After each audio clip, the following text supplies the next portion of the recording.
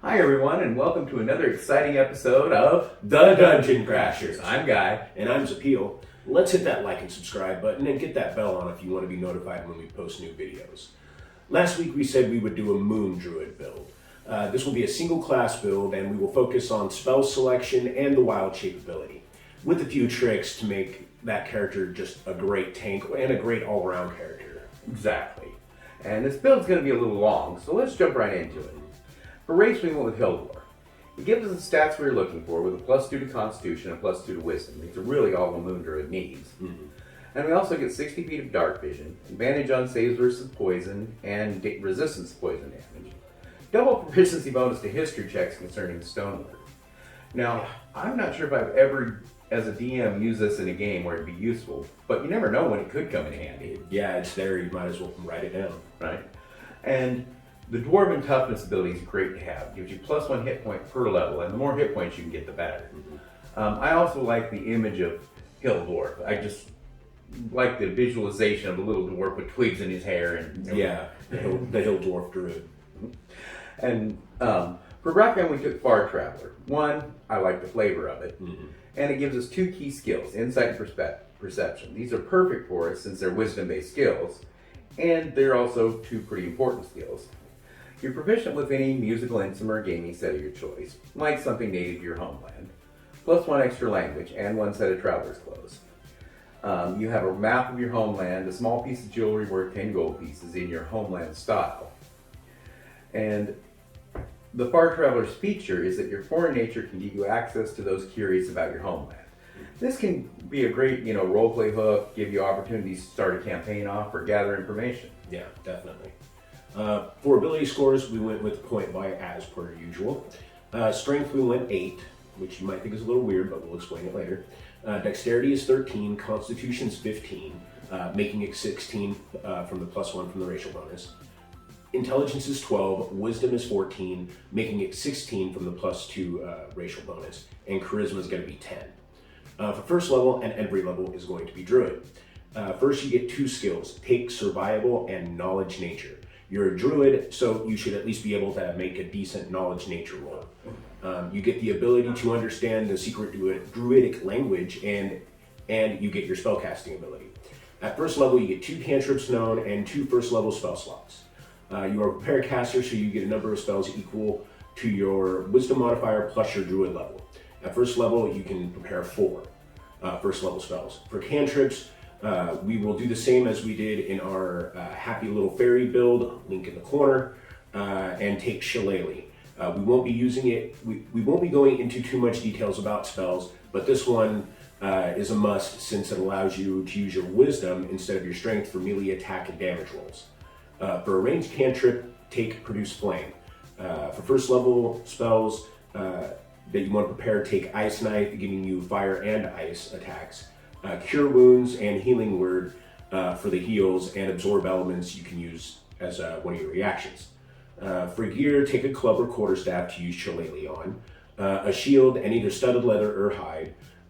They give the same AC, but with hide you can only do a max dex of 2 to your AC, so remember that. You will need an explorer's pack with everything that comes with it. Also, we were taking a brewer's kit and a gambling set to add some flavor to this build. When you go and people are talking to you about your homeland, you can bust out, hey, this is a gambling game for my homeland, let's play. Yeah, maybe win a little money. Yeah, exactly, win money that way too. And they can also add more further roleplay to your situations. So. And at second level, along with our Wild Shape, which we'll talk about in a minute, we're getting the Wild Companion ability. You gain the ability to summon a spirit that assumes an animal form as an action. You can expend 1 use of your Wild Shape feature to cast the Find Familiar spell, without material components. But the ability here is the Wild Shape ability. This is the ability that we'll be concentrating this build on. You can use your action to magically assume the shape of a beast that you've seen before. You can use this feature twice, and you get uses back on a short or long rest. And your Druid level determines the beast you can transform into, and it can be any beast that has a challenge rating of a quarter or lower that doesn't have a flying or swimming speed. However, we are a Moon Druid. From Circle of Moon, we get Combat Wild Shape and Circle Forms. Combat Wild Shape lets us use one of our Wild Shape as a bonus action instead of an action. And also, while transformed by Wild Shape, we can use bonus action to expend one of our spell slots to get a d8 hit points per level of spell slot expended back. And circle forms lets you use your wild shape to transform into beasts with challenge rating as high as 1. You ignore the max challenge rating for the normal wild shape ability, but you must abide by the other limitations there, like swimming speed or flying speed. Yeah. And you get another first level spell slot and compare a 5th first level spell now. Charm Person's good. And back to the wild shape ability for a moment. There are 5 rules that you have to follow when you wild shape. First, your game statistics are replaced by the statistics of the beast, but you retain your alignment, personality, and intelligence, wisdom, and charisma score. You also retain all of your skill and saving throw proficiencies, in addition to gaining those of the creature. Now, if the creature has the same proficiency as you, and the bonus in its stat block is higher than yours, use the creature's bonus instead of yours. And if the creature has any legendary or lair actions, you can't use those. Sadly, you can't. Now, second, when you transform, you assume the beast's hit points and hit dice. And when you revert to your normal form, you return to the number of hit points you had before you transformed. That is very key. Yeah. And now, however, if you revert as a result of dropping to 0 hit points, any excess damage carries over to your normal form. For example, if you take 10 damage in animal form and only have 1 hit point left, you revert and then take 9 damage. But as long as the excess damage doesn't reduce your normal form to 0 hit points, you aren't knocked unconscious. Third, you can't cast spells, and your ability to speak or take any action that requires hands is limited to the capabilities of your beast form. Now, transforming doesn't break your concentration on a spell you've already cast, or prevent you taking actions that are part of a spell, such as Call Lightning that you've already cast. Fourth, you retain the benefits of any feature from your class, race, or other source, and can use them if the new form is physically capable of doing so. However, you can't use any of your special senses, such as dark vision, unless your new form has it too. Lastly, the 5th rule is you choose whether your equipment falls to the ground in your space, merges into your new form, or is worn by it. Worn equipment functions normal, but the DM decides whether it's practical for the new form to wear a piece of equipment, based on the creature's shape and size. For example, a ring probably wouldn't go on a bear, but an amulet might. Your equipment doesn't change size or shape to match the new form. And any equipment that the new form can't wear must either fall to the ground or merge with it. Equipment that merges with the form has no effect until you leave the form. That's a lot of rules to remember, but once you get the hang of it, it's not really a problem. And our first wild shapes, we're going to choose the brown bear form. It's a CR1 creature. It's large. Its AC is 11, and its hit points is 34. Its ground speed is 40 feet, and it can climb 30 feet. It has keen hearing and smell, multi-attack, with its melee attack being a +6, and its bite, it gets a bite and a claw. For Direwolf, it's also a CR1 large creature. Its AC is 14 with 37 hit points. Its land speed is 50 feet. It has keen smell, pack tactics, and a melee weapon attack of a 5, and you can bite with it. For scouting purposes, take the giant rat. It's a CR 1/8. It's small with an AC of 12 and hit points of 7. Speed is 30. It has dark vision 60 feet. Passive perception is going to be 10. Keen smell, pack tactics, and its melee attack is a bite at a +4, and it does a d4 +2. Rules say that these must be creatures that you've seen, and so far most of these will be things you've probably seen as a druid, but always check with your DM. The forms are based on the monster manual. Your DM may have you encounter all sorts of beats that you can use. At 3rd level, we get another 1st level spell slot and 2 2nd level spell slots, and 1 more spell we can prepare. Being a prepare caster, we can only change our spells after a long rest. So let's drop Charm Person and take Wither and Bloom for a nice damaging and healing spell, and Hold Person for another good choice, since we aren't using anything for our concentration at this point. And when you wild shape, you can still concentrate on it in that person's health. Other good choices are Lesser Restoration and Moonbeam. A lot of our forms have high hit points but low AC, so Bark Skin could also be a good use for your concentration as well. At 4th level of Druid, we get an ability boost, and we're going to make our Wisdom 18, adding to our melee attack and damage when we are using Shillelagh, and our spell attack and spell DC. From Wild Shape, we can take creatures with a swimming speed. The first one you should take is Constrictor Snake. It's a CR quarter. It's a large, AC of 12, and hit points of 13. Not very much, but that's okay. A land speed of 30 feet and a swim speed of 30 feet. It has blind sight at 10 feet, passive perception at 10, and a melee weapon attack of a +4 bite and a constrict. The melee weapon attack is +4 to hit. It has a range of 5 feet. It does a D8 +2 bludgeoning damage, and the target is grappled. It escapes on a DC 14 save or a check. Until the grapple ends, the creature is restrained, and the snake can't restrict another target. The Constrictor Snake doesn't have much as far as HP, but you can use it to lock down an annoying enemy with Constrict. It's worth it. Another one is the Giant Octopus. It's a CR1 large creature. Its AC is 11 and its hit points are 52, with a land speed of 10 feet and a swim speed of 60 feet. Its perception is +4, stealth is a +5, and its dark vision is 60 feet, with a passive perception of 14. It can hold its breath underwater and get underwater camouflage. It does an ink cloud and a melee weapon attack with +5 and with tentacles. The attack is a 15-foot reach, which is really long. It does a 2d6 +3 bludgeoning damage. If the target is a creature, it is grappled. Its escape DC on this one is a 16. Until the grapple ends, the target is restrained, and the octopus can't use its tentacles on another target. We get one cantrip. We get another cantrip here, and one second-level spell slot, and yet another spell we can't prepare. For the cantrip, take guidance for a good support spell. Let's take either Lesser Restoration or Moonbeam here for our spell slot. If you didn't take it earlier, Detect Magic is also good if your party lacks this spell. Right. I really like that the octopus has a land speed. Yeah. It's going to be usually a water form, but I think it'd just be hilarious to turn an octopus right in the middle of a dungeon and start gobbling up goblins. Yeah. At 5th level Druid, we get 2 3rd-level spell slots and another spell we can prepare. We're going to take Tidal Wave. It's a good area of effect damage spell, plus it knocks the creatures that fail the dex save prone. But remember, this can also affect allies, so watch where you aim it. Yeah. Other good choices are Dispel Magic and Call Lightning. And another great use of our concentration would be Conjure Animals. Then you can not only be a bear, but call a bear for backup. Yeah. And at 6th level Druid, we get from Circle of the Moon, Primal Strike. Your attacks in beast form count as magical for the purpose of overcoming resistance immunity to non-magical attacks and damage. So now you can also wild shape into CR2 creatures. This is pretty much essential for the Moon Druid because you wouldn't want to run up against a bear on something that's immune to slashing damage. Right. The Giant Constrictor Snake is my favorite. It's large, got an AC 12, 60 hit points, 30 feet swim and land speed, perception's +2, blind sight's 10 feet, and it's got a passive perception of 12.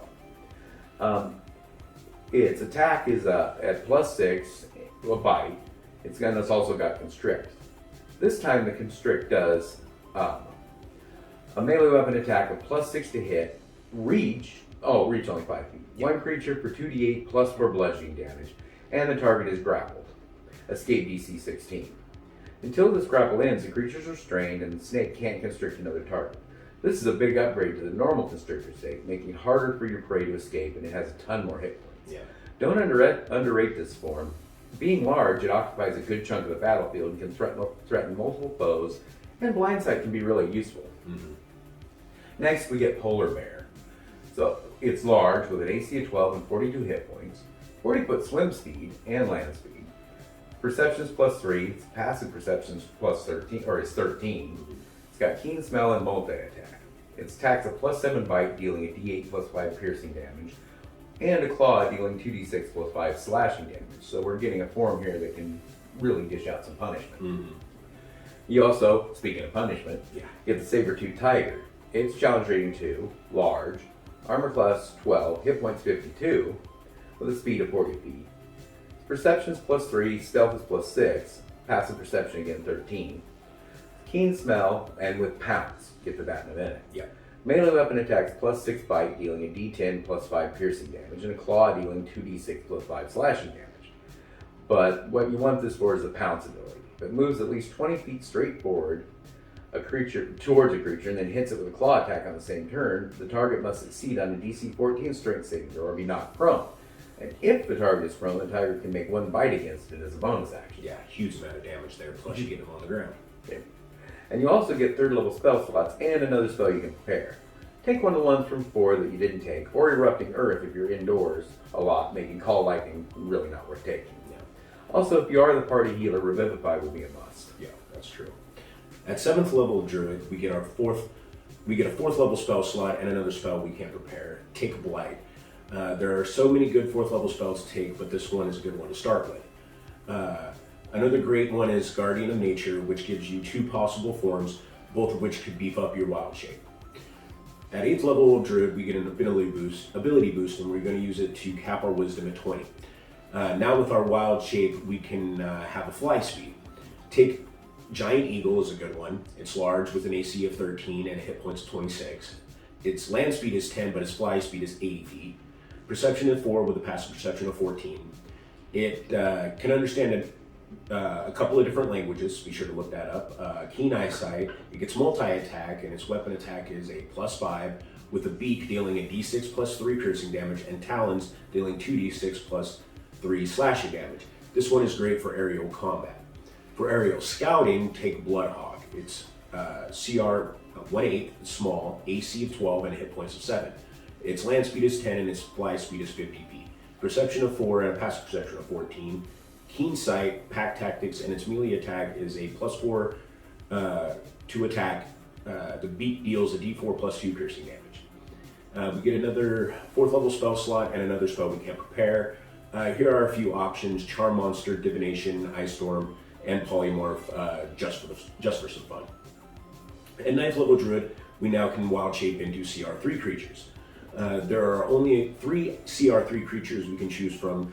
So the first one is Giant Scorpion. It's large with an AC of 15 and hit points of 52. Its speed is 40 feet, and it has a blind side of 60 feet. Passive perception of 9. It gets multi-attack, and its attack is a +4. The claw deals a d8 plus 2 bludgeoning damage, and the sting deals a 1d10 plus 2 piercing damage. The sting also poisons. The target must make a DC 12 Constitution save or take 4d10 poison damage on a failed save and half as much as on a successful one, so it's going to do some good damage either way. The Ankylosaurus is a large AC 15 with hit points of 68. Its speed is 30, its passive perception is 11, its melee weapon attack is a +7, and use that for the tail. It has a 10-foot reach, and it deals 4d6 plus 4 bludgeoning damage. If the target is a creature, it must succeed on a DC 14 strength save or be knocked prone. We get another 4th level spell slot and our first 5th level spell slot. Take Mass Cure Wounds. You might not be the party healer, but this is always a good spell in dire situations. And at 10th level, we get Elemental Wild Shape from Circle of the Moon. And you can spend 2 uses of Wild Shape. Remember, you do only get 2. At the same time to transform into an Air Elemental, Earth Elemental, Fire Elemental, or Water Elemental. The stats and abilities for these elementals are very long, so be sure to look them up. We'll give you some of the good points for each one. Fire Elemental has a ton of hit points, multiple damage resistances, damage immunities, and condition immunities. It can damage anything that touches it or hits it with an attack, and it can even enter the same space as an enemy and do damage that way. And it gets 2 attacks at +6, dealing 2d6 plus 3 fire damage. The Water Element has better armor class and hit points than the Fire Elemental, but not as many damage resistances and immunities. It gets 2 slam attacks at +7 to hit, dealing 2d8 plus 4 bludgeoning damage. And it has the Whelm ability, which is great for grappling multiple opponents, so be sure to look that one out. Air Elemental has better armor class than the Water Elemental, but the lowest hit points so far. It has a number of damage resistances and immunities, and condition immunities, even more than the Fire Elemental. And it has the Whirlwind ability. If you're surrounded by a large group of enemies, it's a great way to get them away from you. And Earth Elemental has the highest armor class of 17 and a hit points of 126. It's vulnerable to thunder, but still has a long list of damage resistances, immunities, and condition immunities. It has 2 slam attacks at +8 to hit, and has 10-foot reach, while the other 3 elementals only have 5-foot reach. And it deals 2d8 plus 5 bludgeoning damage with its slams. We also get our 4th cantrip and a 5th level spell slot, and another spell we can prepare. For the cantrip, take either Frostbite or Thornwhip. They're both good in different situations. For our 5th level spell, well, we'll take Cone Cold. And at 11th level Druid, we get our first 6th level spell slot. We can prepare another spell. Heal is a must here if you don't have a dedicated healer in the party. If you do, you can take Sunbeam. It's a good damage dealing spell. Not as much as some others, but it also blinds the target if it fails to save, which is really nice. At 12th level Druid, we get an ability booster feat, and we're going to take the Resilient feat. You gain proficiency with 1 save, and you get a +1 to that ability. We went with Dexterity, making it 14. We don't get any new spell slots, but we can still prepare another spell that's 6th level or lower. Transport via plants or Wind Walk are fun ones to take, or you could take Healer Sunbeam, whichever you didn't pick before. You can now use your Wild Shape on CR4 creatures. The only one is the Elephant. It's the CR4, huge, AC of 12, hit points of 76. Its speed is 40, passive perception's 10. It has Trampling Charge, and its melee weapon attack is a +8. It does a Gore, and it deals 3d8 +6 piercing damage, or a Stomp, dealing 3d10 +6 bludgeoning damage. With the Trampling Charge ability, if the Elephant moves at least 20 feet in a straight line towards a creature, and then hits it with a Gore attack on the same turn, that target must succeed on a DC 12 saving throw or be knocked prone. If the target is knocked prone, the Elephant can make 1 Stomp attack as a bonus action. At 13th level Druid, we get a 7th level spell slot and another spell we can't prepare. We took Firestorm. Regenerate is also a good choice here. 14th level Druid, we get from our Circle of the Moon, 1,000 forms. You have learned to use magic to alter your physical form in a subtle way. You can use the Alter Self spell at will. You don't get a spell slot at this level, but we can prepare 1 more spell. Take the one you didn't take earlier. Reverse Gravity or Symbol are great choices too if you really want to mess with your enemies. At 15th level of Druid, we can now use our Wild Shape on CR5 creatures. Giant Crocodile is a great choice. It's huge, AC of 14 and hit points of 85. Its land speed is 30 feet with a swim speed of 50, stealth +5, passive perception's 10, and it can hold its breath. It gets multi-attack, and it has a bite at a +8 to attack and a tail. Giant Shark is huge, AC of 13 with 126 hit points. Of course, it doesn't have a land speed. Swim speed of 50 feet, perception of +3, blindsided at 60 feet. Passive perception is 13, Bloody Frenzy, water breathing, and its melee attack is going to be a 9 for its bite. And then a Triceratops. This might be one that your DM says no because you're not going to come across it, but it's still pretty cool to have. It's huge with an AC of 13 and a hit points of 95. Its speed is 50 feet with passive perception of 10. Its Trampling Charge, just like before. Its melee weapon attack is going to be a +9 for its to attack with its Gore and its Stomp. We get an 8th level spell slot this time, and we get another spell we can't prepare. Take Sunburst, Feeble Mind, or Incendiary Cloud would be good choices. If you want to cause as much damage and destruction as possible, take Tsunami. It's a fun spell. Look it up. Trust me, you'll be like, I want to use that all the time. Just remember, your allies can get trapped in it, and they won't be happy if they survive. Right. One thing I'd like to mention about the not seeing a form. Now, this is going to be a little DM dependent, but Polymorph doesn't have that restriction. That's true. So if you have heard of the creature, maybe through a knowledge nature check, you can polymorph into it, and then you can add it to the shapes you can wild shape into. Yep. And at 16th level Druid, we're going to get an ability score boost, and we put it in our Constitution, making 18. Well, no new spell slots here, but we can prepare another spell. Take one we mentioned before that you haven't taken already, at 8th level or lower. And at 17th level Druid, we finally get a 9th level spell slot, and yet another spell we can prepare. So we'll take Storm of Vengeance, just because it's fun. Or a True Resurrection. You really can't go wrong with True Resurrection. Yeah. And at 18th level Druid, we get Timeless Body.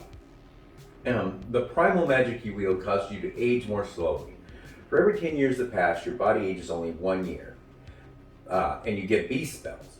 You can cast many of your druid spells in any shape you assume using wild shape. You can do the somatic and verbal components of the druid spell while in beast shape, but you can't provide the material components. Again, this is pretty DM specific. I mean, a lot of, like in our game, one of our wizards, he has a little charm bracelet that he carries his pearl and his gem and his stuff for his spells, and if your DM lets you wear that in your beast form, I'd call that you're having your material components. Yeah. And we get a 3rd, 5th level spell slot here, and another spell we can pair of 9th level or lower. Take the one that you didn't take in the previous levels. Now we can wild shape into challenge rating 6 creatures, and the only one we can take is Mammoth, but it's good to have. Yeah. It's huge, armor class 13, 126 hit points, and a 40-foot speed. Its passive perception is 10, and it's got trampling charge like the elephant does. Its melee weapon attack is a +10 gore and a +10 swamp. And it might be the only form here, but it's really good. And at 19th level Druid, we get an ability boost. We'll use it to cap Constitution at 20. You get to add a 6th level spell slot, giving you 2 now, and you can prepare another spell. At this point, I think we've just about everything covered. But if at this point you feel like the spell listing is lacking something, by all means, take it here. Yeah. And finally, at level 20 of Druid, we get the Arc Druid. You can use your Wild Shape and a limited number of times. This is amazing because all this time we've only had 2 Wild Shape forms, so now we can use it as many times as we want. Additionally, you can ignore the verbal and somatic components through your Druid spells, as well as any material components that lack a cost and aren't consumed by the spell. You can gain this benefit in both your normal shape and your B shape from Wild Shape. You get a 7th level spell slot, making a total of 2, and you can prepare another spell, pretty much take anything you want here again. So, and with that, we bring this build to a close. I just wanted to mention that the spells that we selected are what we would choose for a general campaign. We know generally what we're going to be doing, and this is just an overview of what we would be taking. We might take something a little more specific from the spell list that fit our campaign later on. So adjust your spell lists accordingly. But this is a solid build. It lets you be able to tank if you wanted to, or do high melee damage in whatever form you take. And when you're not in Wild Shape, you can dish out some good high damage as a caster, and you can also heal the party. So, yeah, that's the great thing about Druids. They're just completely versatile. And with the Arch Druid ability combined with Timeless Body, you're not going to age, and you can swap forms every time you run low on hit points. So you're almost immortal. Yeah. And if you have any questions or comments or build ideas, please leave them in the comment section below. We love doing build ideas for people because it gives us new things to think about. And as for next week, we're going to be building a Psychic Warrior build. And he's going to be a Hobgoblin. I've been wanting to do a Hobgoblin character for a while, and this one's going to be a lot of fun. And it's our first Psychic character. First Psychic character. And I think it's great. If you haven't seen it yet, it's going to be a lot of fun for you. And so until then, cheers.